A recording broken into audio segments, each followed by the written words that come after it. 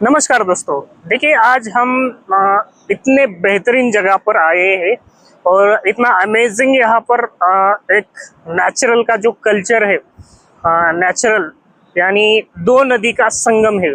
और इस जगह के बारे में अगर आपको देखा जाए तो महाराष्ट्र में पूना डिस्ट्रिक्ट में खेड़ तालुका और खेड़ तालुका में पिंपलगांव करके एक विलेज है। और इस विलेज में एक बहुत अच्छा मंदिर है यहाँ पर, जो संगमेश्वर नाम मंदिर के नाम से प्रसिद्ध है। और इस मंदिर की बहुत अमेजिंग हिस्ट्री है। और आप मेरे पीछे देख सकते हो, ये जो नदी है ये भामा नदी कर है। और जस्ट मंदिर का आप एरिया देख सकते हो। और जस्ट मंदिर के जो अगले साइड में जो है नदी, वो भीमा नदी है। यानी यहाँ पर भीमा और भामा का संगम है। और हमारे ब्लॉग के माध्यम से हम क्या करेंगे, मंदिर की पूरी हिस्ट्री, मंदिर का जो ऐतिहासिक यहाँ का अमेजिंग हिस्ट्री है, वो हमारे ब्लॉग के माध्यम से हम दिखाएंगे। तो देखिए दोस्तों, हमने लगभग मंदिर का परिसर यहाँ का हमारे ब्लॉग के माध्यम से हम दिखा रहे हैं। तो इतना अमेजिंग एरिया है, इतना बेहतरीन एरिया है। इस जो स्थान है ये इसमें संगमेश्वर साक्षात महादेव जी यहाँ पर विराजमान है ऐसा लगता है। और उसी जगह पर एक दत्त का मंदिर है। दत्त यानी दत्त की महिमा कही जाए तो आपको साक्षात त्रिमूर्ति दत्त जी कहा जाता है। और उनका एक संगमेश्वर आप दिखा सकते हैं उधर। और मंदिर वहां की तरफ है। और इसका जो पुण्य है इस स्थान का, वो हिस्ट्री हम दिखाने का आपको पूरा प्रयास करेंगे। फिलहाल हमारे साथ हमारे अच्छे हमारे सीनियर है, हम साथ में काम करते हैं और यहाँ पर ब्लॉग बनाने के लिए आए थे।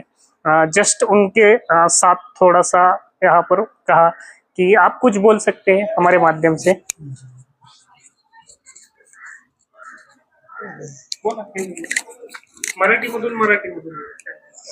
हे जे भीमा भामाच्या संगमावरती संगमेश्वराचं मंदिर आहे. तिथे एक पुरातन म्हणजे एक दत्त मंदिर आहे. ते आता एक दीड वर्ष झाले नवीन बांधकाम केले त्याचं. आणि फार ऐतिहासिक मंदिर आहे ते. त्या मंदिराच्याच जवळ संगमेश्वराचं एक मंदिर आहे. तिथे पण शिवरात्र श्रावणामध्ये भरपूर भाविक येतात. दर्शनासाठी भरपूर भाविक येत असतात. तो देखिए इस जो स्थान का उन्होंने महत्व बताया है, बहुत ही अमेजिंग। यहाँ पर एक दत्त का मंदिर है, साक्षात त्रिमूर्ति यानी महेश विष्णु ब्रह्मा विष्णु महेश जी का एक स्वरूप यानी दत्त की मूर्ति। देखिए दत्त का महात्मा कहा जाए तो आपको कुछ भी क्लेश हो, कलेश हो, उसमें शांति मिलने का काम इसमें किया जाता है। और एक बात कही जाए तो देखिए यहाँ पर और एक बात है कि देखिए साक्षात यहाँ पर जो एक मंदिर है संगमेश्वर, इसकी हिस्ट्री बहुत अमेजिंग है। और देखा जाए तो देखिए यहाँ पर संगम है, नदी का संगम है। और वहां से जो नदी आती है आप दिखा सकते हैं हमारे ब्लॉग के माध्यम से, वो है भीमा नदी। यानी भीमा शंकर की तरफ, जो भीमा शंकर ज्योतिर्लिंग है वो उसकी तरफ से वो नदी आती है। और जस्ट मेरे लेफ्ट साइड में एक नदी है, हमारे ब्लॉक के माध्यम से आप देख सकते हो। लेफ्ट साइड में जो हमारे नदी है वो है भामा नदी का, यानी भामा नदी का संगम देख सकते हो। और यही नदी जो है वो आगे जाकर पंढरपुर की तरफ जाती है। यानी साक्षात जितने भी बहुत बड़े बड़े तीर्थ क्षेत्र है उसमें से एक पंढरपुर, यानी साक्षात स्वयंभू भगवान विष्णु वहां पर विराजमान है। उस नदी पर साक्षात इतना महात्मा है नदी का। तो हम और भी इस मंदिर की जानकारी देखना चाहेंगे। और यहाँ पर एक पेड़ है, आप देख सकते हो, जिसको एक पेड़ है और हरा है और आधा सूखा हुआ है, जो मराठी में उसको उम्बर बोलते हैं, यानी उम्बर का पेड़ है। आप देख सकते हो हमारे ब्लॉग के माध्यम से। और इस पेड़ का भी कुछ ऐतिहासिक महत्व है, हमें कुछ इतना इस पेड़ के बारे में मालूम नहीं है, परंतु हमें आए यहाँ पर और इस पेड़ का भी महत्व देखा। तो अगले इसमें हम मंदिर का एक्सप्लोर करेंगे। चलो मंदिर की तरफ चलते हैं और मंदिर की पूरी हिस्ट्री हमारे ब्लॉग के माध्यम से जानते हैं। चलो, तो देखिए दोस्तों, हमने इस ब्लॉग के माध्यम से बहुत ही ऐतिहासिक मंदिर संगमेश्वर मंदिर, और इस मंदिर का अगर हम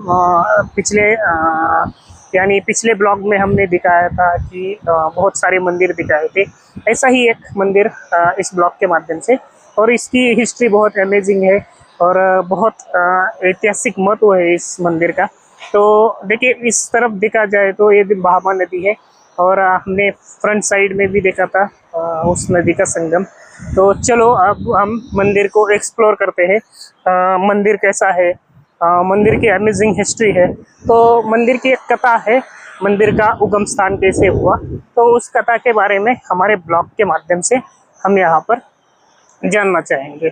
तो देखिए, यहाँ पर पहले कुछ इंफ्रास्ट्रक्चर नहीं था, तो यहाँ पर स्थानिक लोगों की मदद से, यहाँ पर स्थानिक जो आमदार है यहाँ के, बहुत सारे लोगों ने, यहाँ के स्थानिक ग्रामीण लोगों ने, स्थानिक रहवासी लोगों ने यहाँ पर बहुत सारा अच्छा काम किया है। और मंदिर का परिसर देख सकते हो, और यहाँ पर भीमा और भामा नदी का संगम भी यहाँ पर है। और उस नदी के तट पर, यानी उस नदी के संगम के तट पर यहाँ पर एक मंदिर बनाया है जिसका नाम है संगमेश्वर।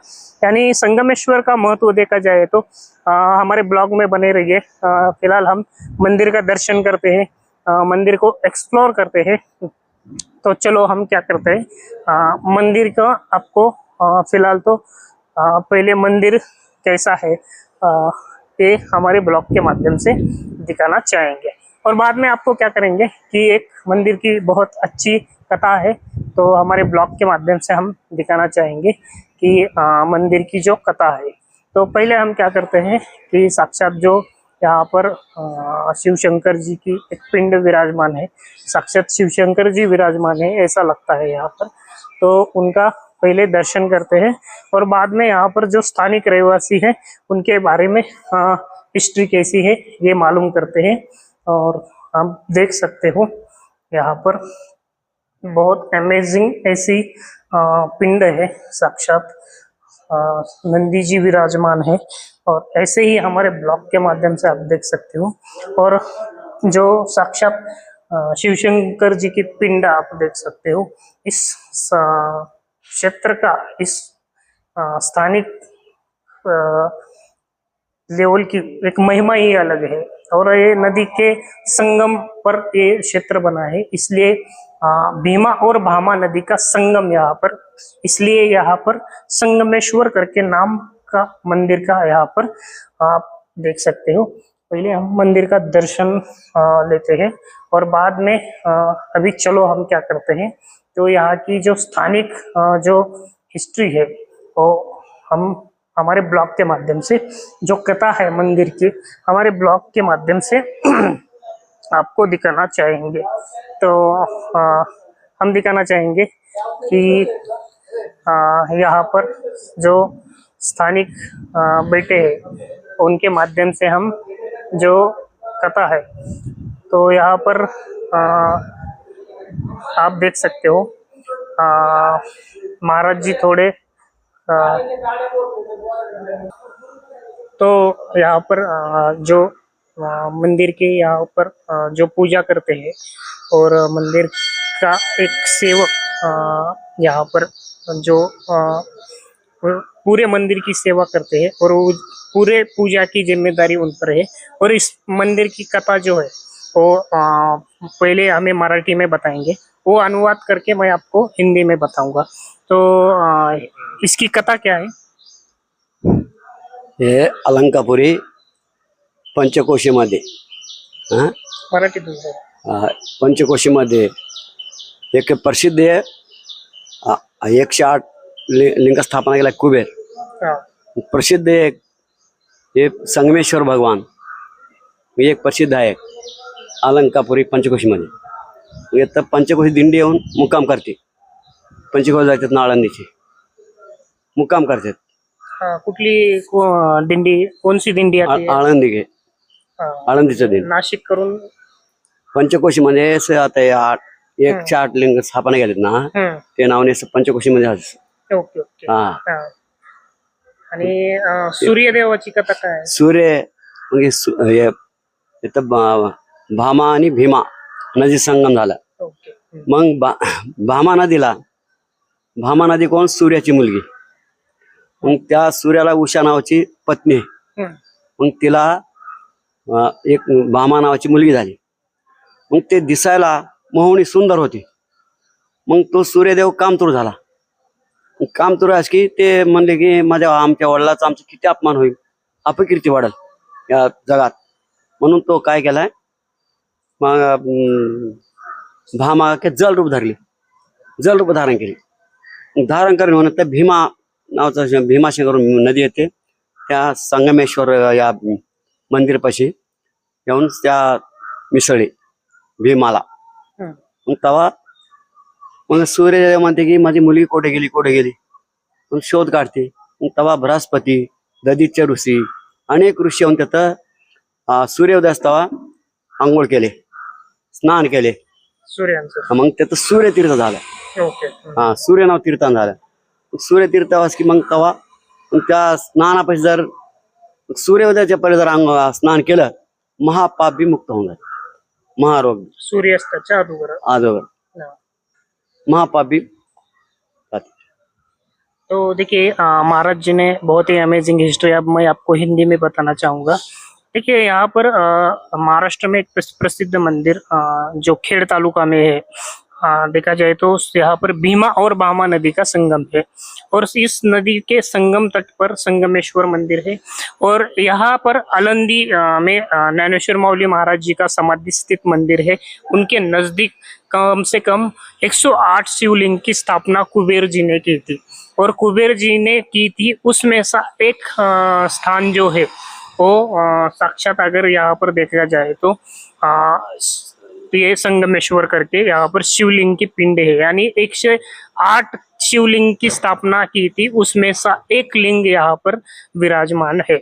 और इस स्थान का अगर ऐतिहासिक महत्व कहा जाए तो देखिए सूर्य देव जो थे उनकी एक पत्नी थी उषा नाम करके, उषा नाम की एक उनकी पत्नी थी और उनके पत्नी से उनके ऊपर उनको एक लड़की प्राप्त हुई जिसका नाम था भामा।